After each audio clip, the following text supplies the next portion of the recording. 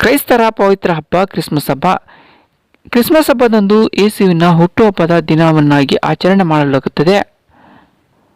ಅಂದಾಗೆ ಜಗಳೂರು ಪಟ್ಟಣದ ಪ್ರೇರಣಾ ಸಮಾಜ ಸೇವಾ ಸಂಸ್ಥೆ ಚರ್ಚ್ನ ಆವರಣದಲ್ಲಿ ಕ್ರಿಸ್ತ ಜಯಂತಿ ಅಂಗವಾಗಿ ಸರ್ವಧರ್ಮ ಸಮನ್ವಯ ಸಮಾರಂಭ ಕಾರ್ಯಕ್ರಮವನ್ನು ಹಮ್ಮಿಕೊಳ್ಳಲಾಗಿತ್ತು.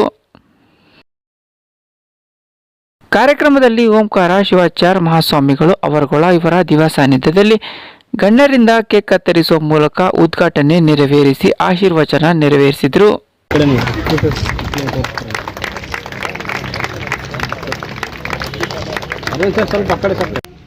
ಇಸ್ಲಾಂ ಧರ್ಮದ ಸ್ಥಾಪಕರು ಮಹಮ್ಮದ್ ಪೈಗಂಬರ್ ಆಗಿರ್ಬೋದು, ಹಿಂದೂ ಧರ್ಮದ ಆಚಾರ್ಯರು ಮುನಿಶ್ರೇಷ್ಠರಾಗಿರ್ಬೋದು, ಕ್ರೈಸ್ತ ಧರ್ಮದ ಯೇಸು ಕ್ರಿಸ್ತ ಆಗಿರ್ಬೋದು, ಅವರೆಲ್ಲ ಹೇಳುವಂತಕ್ಕಂಥ ಮಾತು ಒಂದೇ, ಧರ್ಮ ಒಂದೇ. ಧಾರ್ಯೇತಿ ಧರ್ಮ, ನಾವು ಧರಿಸ್ಕೋಬೇಕದನ್ನ.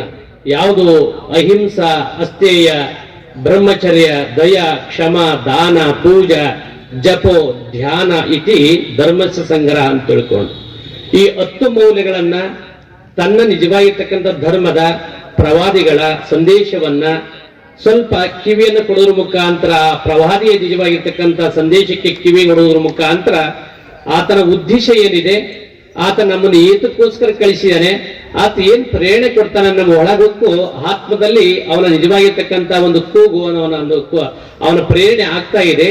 ಅದನ್ನು ನಾವು ಮನವರಿಕೆ ಮಾಡಿಕೊಂಡು ಅದರಂತನೇ ನಡಿಬೇಕು ವಿನಃ ನಾವು ನಮ್ಮಂತ ನಡಲಿಕ್ಕೆ ಪ್ರಯತ್ನ ಪಡಬಾರದು ಅಂತಕ್ಕಂಥದ್ದನ್ನ ಇಲ್ಲಿ ಎಲ್ಲ ಧರ್ಮದ ಸಂದೇಶಗಳು ಹೇಳ್ತಕ್ಕಂಥದ್ದಾಗಿದೆ. ದೇವರಿಗೆ ಹತ್ರವಾಗ್ತಕ್ಕಂಥ ಜೀವನವನ್ನು ಯಾರು ಸಾಗಿಸ್ತಾರಲ್ಲ, ಆ ಜೀವ ಅವನು ಪರಮಾತ್ಮನಾಗ್ತಾನೆ, ಶಿವನಾಗ್ತಾನೆ ಅಂತ. ಜೀವ ಶಿವನಾಗುವುದಕ್ಕೆ, ನರ ಹರನಾಗುವುದಕ್ಕೆ, ಆತ್ಮ ಪರಮಾತ್ಮನಾಗುವುದಕ್ಕೆ, ಮನುಷ್ಯ ಮಹದೇವನಾಗುವುದಕ್ಕೆ ಆಯಾಯ ಧರ್ಮದ ಪ್ರವಾದಿಗಳ, ಸಂತರ, ಸ್ಥಾಪಕರ ಅಂಥ ನಿಜವಾಗಿರ್ತಕ್ಕಂಥ ಸಂದೇಶವನ್ನ ಆಲಿಸಿ ಕೇಳಿಸಿ ಬಿಡೋದಲ್ಲ, ಅದನ್ನು ಧರಿಸಬೇಕು, ಮೈಗೂಡಿಸ್ಕೋಬೇಕು, ನಿರಂತರ ಜೀವನದಲ್ಲಿ ಅಳವಡಿಸಿಕೊಂಡು ಕ್ರಿಯಾರೂಪದಲ್ಲಿ ನಡಿಬೇಕು ಅಂದಾಗ ಮಾತ್ರ ಆತನು ನಿಜವಾಗಿ ಸಕಾರಾತ್ಮಕವಾಗಿ ಎಲ್ಲರಲ್ಲಿಯೂ ಕೂಡ ಭಗವಂತನ ಕಾಣುವಂತ ಸಂದೇಶ ಅಲ್ಲಿ ಸಕಾರಾತ್ಮಕ ಫಲಿಸ್ಲಿಕ್ಕೆ ಸಾಧ್ಯ. ಇನ್ನು ಕಾರ್ಯಕ್ರಮದಲ್ಲಿ ಶಾಸಕ ಎಸ್ ವಿ ರಾಮಚಂದ್ರಪ್ಪ ಹಾಗೂ ಮಾಜಿ ಶಾಸಕ ಎಚ್ ಪಿ ರಾಜೇಶ್ ಅವರು ಭೇಟಿ ನೀಡಿ ಕ್ರೈಸ್ತ ಜಯಂತಿಯ ಶುಭಾಶಯನ್ನು ಕೋರಿದರು.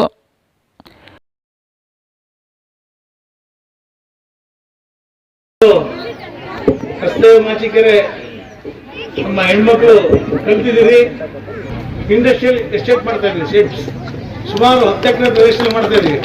ಅದ್ರ ಜಾಸ್ತಿ ಬರೋದು ಅಪರೇಟ್ಸ್. ನಿಮಗೆ ಕೆಲಸ ಕೊಡ್ಲೇಬೇಕು ಅಂತ ಉದ್ದೇಶದಿಂದನೇ ಆ ಕೈಗಾರಿಕೆಗಳು ಬರ್ತಾ ಇದ್ದಾವೆ. ಅಲ್ಲಿಗೆ ಬಹಳ ಜನ ರೆಡಿಮೇಡ್ ಗಾರ್ಮೆಂಟ್ಸ್ ಹಾಕಕ್ಕೆ ಇಷ್ಟಪಟ್ಟಿದ್ದಾರೆ, ಲ್ಯಾಂಡ್ ಕೇಳ್ತಾ ಇದ್ದಾರೆ. ಇನ್ನೊಂದು ತಿಂಗಳು 2 ತಿಂಗಳಲ್ಲಿ ಕೆಲಸ ಪ್ರಾರಂಭ ಆಗುತ್ತೆ. ಇಂಡಸ್ಟ್ರಿಯಲ್ ಶೇಡ್ಸ್ ಎಲ್ಲ ಕಟ್ತಾರೆ. ಕಟ್ಟಿದ ಮೇಲೆ ನಿಮ್ಗೆ ಉದ್ಯೋಗ ಅವಕಾಶ ಜಾಸ್ತಿ ಆಗುತ್ತೆ. ದಯವಿಟ್ಟು ಅದನ್ನು ಕೈ ಬಿಡದಂಗೆ ಮನೇಲಿ ಇಟ್ಕೊಂಡು ನೀವು ಮಾಡುವಂಥ ಕೆಲಸಗಳನ್ನ ಮಾಡಿ. ನಿಮ್ಗೆ ಎಷ್ಟು ಜನ ಇದ್ದೀರಮ್ಮ?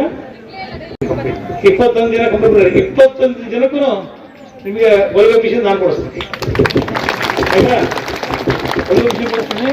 ನೀವು ಕೆಲಸ ಬಿಡದೇ ಇರಲಿ ಅಂತ ಅಲ್ಲಿ ಫ್ಯಾಕ್ಟ್ರಿಗಳು ಬರ್ತವೆ, ನಿಮಗೆ ಒಳ್ಳೆ ಕೆಲಸ ಸಿಗುತ್ತೆ, ಕೈ ತುಂಬ ದುಡಿಮೆ ಸಿಗುತ್ತೆ, ನಿಮ್ಗೆ ಹತ್ರ ಆಗುತ್ತೆ ಮಾಲೀಕರಿಗೆ ಕಾರ್ಯಕ್ರಮದಲ್ಲಿ. ಆ ಕಾರಣಕ್ಕೋಸ್ಕರ ನಿಮಗೆ ಹೇಳ್ತಾ ಇರೋದು. ಅಲ್ಲಿನ ಸುತ್ತಮುತ್ತ ಇನ್ನೂ ಹೆಣ್ಮಕ್ಳಿಗೆ ಪ್ರೋತ್ಸಾಹವಾಗಿ ನೀವು ಅವರಿಗೆ ನಮ್ಮ ಭಾಗದಲ್ಲಿ ಹೇಳ್ತಾ ಇದ್ದಾರೆ, ಅದು ತರಬೇತಿಯನ್ನು ಕೊಡ್ತಾರೆ. ಜೊತೆಗೆ ನಮ್ಮ ಸಾಯಿದಲ್ಲಿ ಇರ್ತಕ್ಕಂಥ ಎಲ್ಲ ಪ್ರವಾದಿಗಳು, ಯೇಸು ಕ್ರಿಸ್ತ ಇರ್ಬೋದು, ಬುದ್ಧ ಇರ್ಬೋದು, ಗಾಂಧೀಜಿ ಇರ್ಬೋದು, ಬಸವಣ್ಣ ಇರ್ಬೋದು, ನಮ್ಮ ಮಹಮ್ಮದ್ ಪೈಗಂಬರ್ ಇರ್ಬೋದು, ಮಹಾವೀರ ಇರ್ಬೋದು, ಇವರೆಲ್ಲ ನಮ್ಮ ಭೂಮಿಯಲ್ಲಿ ಇರ್ತಕ್ಕಂಥ ಎಲ್ಲ ಪ್ರವಾದಿಗಳು. ಅವರು ತನ್ನದೇ ಆದಂತ ಚಿಂತನೆಗಳನ್ನ ಅವರು ಈ ಭೂಮಿ ಜನರಿಗೆ ಬಿಟ್ಟು ಹೋಗಿರ್ತಕ್ಕಂಥದ್ದು. ಅದನ್ನು ನಾವು ಎಷ್ಟು ಮಟ್ಟಿಗೆ ಅಳವಡಿಸ್ತಿದ್ದೀವಿ ಗೊತ್ತಿಲ್ಲ. ಅದು ಅಳವಡಿಸ್ಕೋಬೇಕಾಗಿದೆ. ಅದು ಬಹಳ ಚೆನ್ನಾಗಿ ಹೇಳಿದ್ರು ಗುರುಗಳು. ಇವತ್ತು ನಮಗೆಲ್ಲ ಎಲ್ಲ ಒಂದ್ ಕಡೆಗೆ ಸಂಕುಚಿತ ಮನೋಭಾವ ಜಾಸ್ತಿ ಇದೆ. ಎಲ್ಲ ಒಂದು ವಿಶಾಲ ಮನೋಭಾವನೆಯನ್ನ ನಾವು ಬೆಳೆಸ್ಕೊಂಡ ಕೆಲವೊಂದ್ ಕಡೆಗೆ ಇನ್ನೂ ಆಗ್ತಾ ಇಲ್ಲ.